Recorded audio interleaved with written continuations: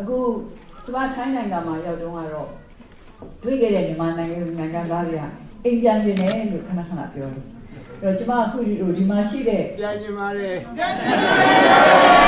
နေကြတော့ပြန်နေတယ်ဆိုလို့ရှိရင်ကျမတို့ကနေပြီးတော့ပြန်လာနိုင်တဲ့အခြေအနေတွေကိုဖန်တီးပေးရမယ်ဆိုတော့ကျမနားလည်ပါတယ်။ကျမတို့လိုချင်တဲ့နိုင်ငံမျိုးဟာကိုယ်နိုင်ငံသူနိုင်ငံသားအားလုံးစိတ်ချမ်းသာကိုယ်ချမ်းသာနဲ့နေခြင်းရင်နေနိုင်တဲ့နိုင်ငံမျိုးအပြင်မှာသွားခြင်းနဲ့သွားနိုင်တဲ့နိုင်ငံမျိုးဒီလိုပဲပြောကိုယ့်အမေရဲ့အိမ်လိုပြန်လာခြင်းတဲ့အခါပြန်လာနိုင်ရမယ်သွားခြင်းတဲ့အခါသွားနိုင်ရမယ်ဒါပေမဲ့အမြဲပဲကြိုဆိုလျက်ရှိတယ်ဆိုတဲ့နိုင်ငံမျိုးကျမတို့ထူထောင်နေတယ်ဟုတ်တယ်ဒီလိုနိုင်ငံမျိုးထူထောင်မှုဟာအားလုံးဝိုင်းပြီးတော့ကြိုးစားမှဖြစ်တယ်နော်အဝေးရောက်နေပြီမဲ့လေကျမတို့ရဲ့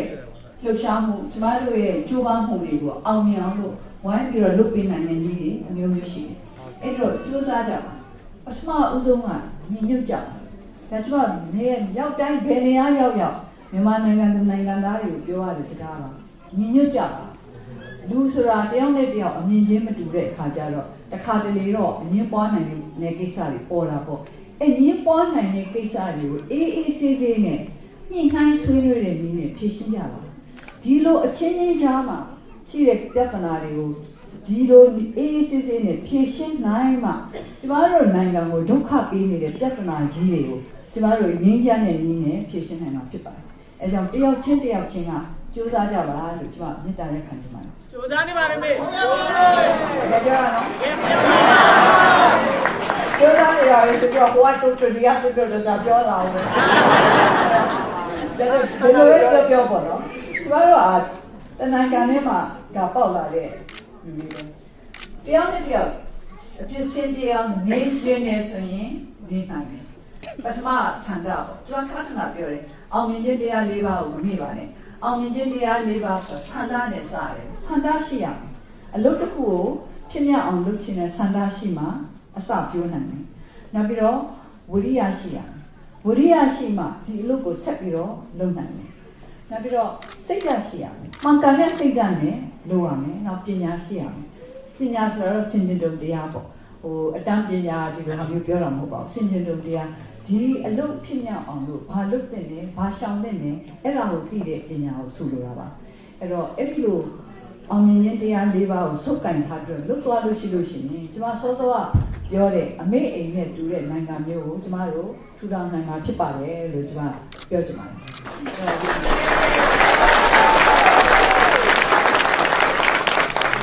ဒီမှာအခုစကားပြောဖို့အချိန်ကသိမရှိတော့တာအတွက်လူခတ်တူပဲပြောရတဲ့အတွက်တောင်းပါပါလေဒီစကားကတူတာရှိတာနဲ့မဆိုင်ပါဘူးတကယ်ပဲကိုမှန်ကန်တဲ့ကိုယ်စိတ်တွင်းရလာတဲ့စကားကိုယ်နှလုံးသားတွင်းရလာတဲ့စကားဟုတ်မဟုတ်တာဒါအရေးကြီးပါတယ်အဲ့တော့ကျွန်မဒီမှာကြားကြားမပြောနိုင်နေမယ်လေတကယ်ကိုကျွန်မဖြစ်စေခြင်းနဲ့နိုင်ငံမျိုးအကြောင်းကိုကျွန်မပြောသွားတာပါအဲ့ဒါအတွက်ကျမတို့ရဲ့အလုပ်ကိုအားလုံးဝိုင်းပြီးတော့ကူညီကြပါကျမတို့အကြံပေးကြရှင်ပေးပါအကြံပြုပါ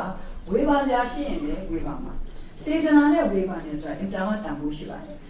ဝေဖန်မှလည်းကိုပြင်နိုင်မှာပါကျမအမြဲပြောတယ်ဝေဖန်တာမကြောက်နဲ့ဒီဝေဖန်တာမမှန်ရင်ထည့်စဉ်းစားကြမလို့ဝေဖန်မှန်လို့ရှိရင်ကိုပြုပြင်နိုင်ရင်အခွင့်အရေးရတယ်အဲ့ဒီအခွင့်အရေးအတွက်ကိုကျမတို့ကျေးဇူးတင်ရမယ်ဒီတော့အခုကျမတို့နော်ဝေးမှာတွေ့တဲ့မြန်မာနိုင်ငံသူနိုင်ငံသားတွေဟာကျမတို့အခုမြန်မာနိုင်ငံအတွင်းမှာရှိတဲ့မြန်မာနိုင်ငံသူနိုင်ငံသားတွေလိုပဲ